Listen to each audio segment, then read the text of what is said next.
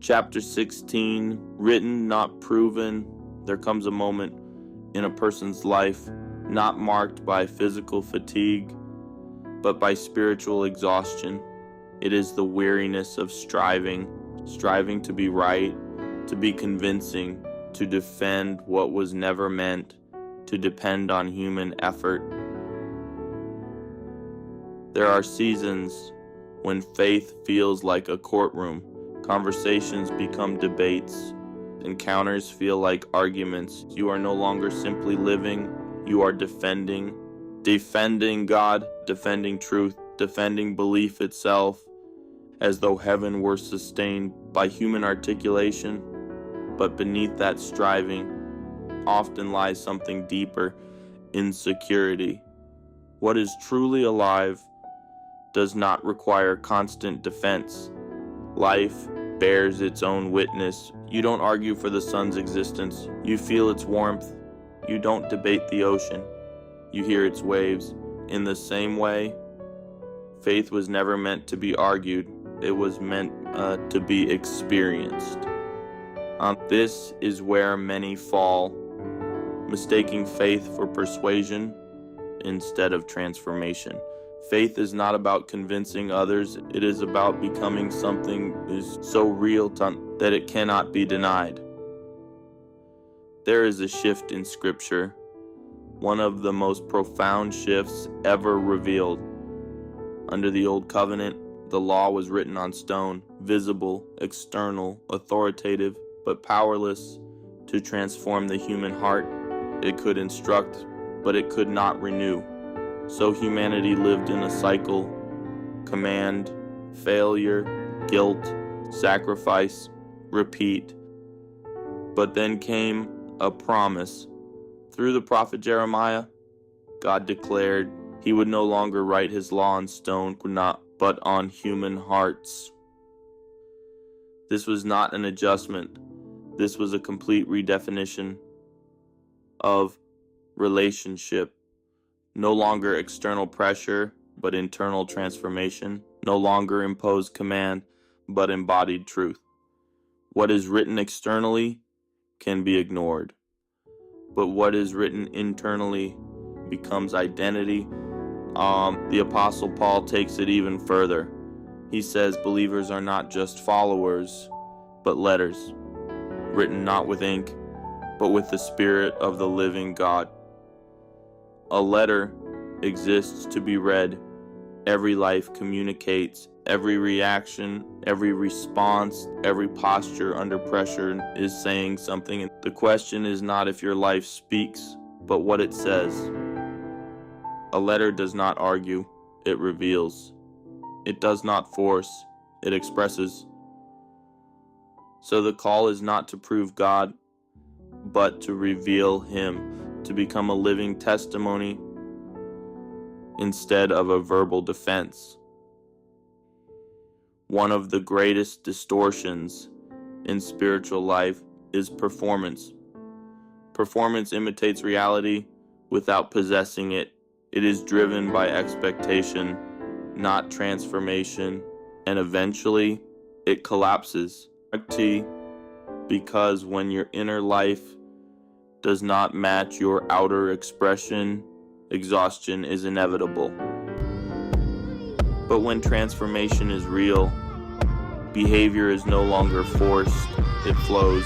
Patience is not performed, it is embodied. Love is not imitated, it is expressed. Peace is not manufactured, it is present. This is not behavior modification, this is transformation of nature. There is something unmistakable about a transformed life. You may not be able to explain it fully, but you can see it: a calmness in chaos, gentleness in conflict, strength in weakness, and it makes people wonder, what is different? The answer is not self-made, it is written. What God writes becomes visible. You can imitate behavior for a while, but you cannot fake essence forever. What is inside will surface. There is also a kind of authority that doesn't announce itself, it doesn't demand attention, it doesn't force agreement, yet when it enters a room, everything shifts.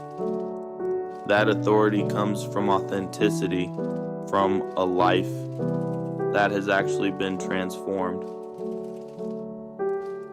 Truth does not need defense to remain true. And when that truth is written within you, the need to prove it begins to disappear. But there is another side that must be acknowledged. When faith is forced, it does not produce life, it produces resistance. Right? When spirituality is imposed without relationship, when discipline is demanded without understanding, the heart does not awaken, it withdraws. God becomes associated with pressure instead of presence, with obligation instead of freedom. And what was meant to draw you near pushes you away. Disconnection doesn't usually come through rebellion, it comes quietly. Desire fades, engagement weakens, what once felt alive becomes mechanical, and eventually numbness replaces hunger. And numbness is more dangerous than resistance, because resistance still feels. Numbness disconnects. In that place, many believe they have walked away from God, but in reality, they have only walked away from a distorted version of Him. Because God was never forceful, never suffocating, never demanding empty performance. That was never His nature.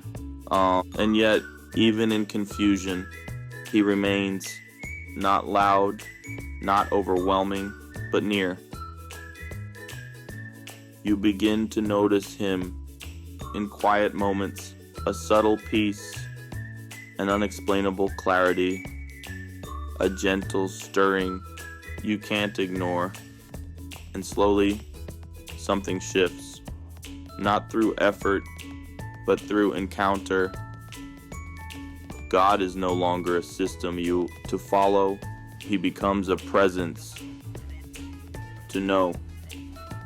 And here, everything changes. Forced faith says, you have to. Written faith says, you want to. One drains you, the other draws you. One controls from the outside, the other transforms from within.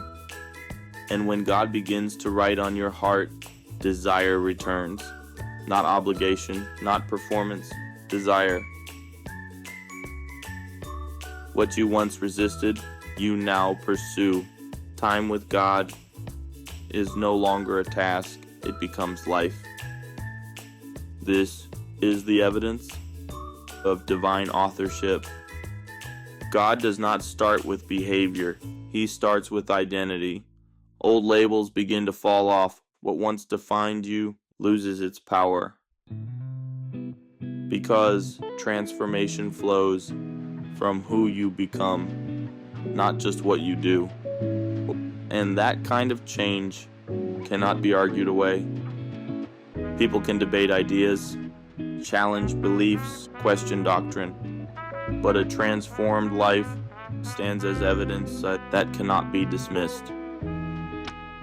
Who you were versus who you are now speaks louder than words ever could.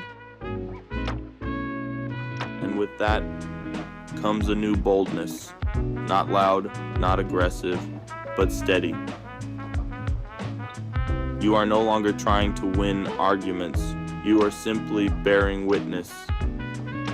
Because now you speak from reality, not theory. The foundation has shifted from explanation to experience.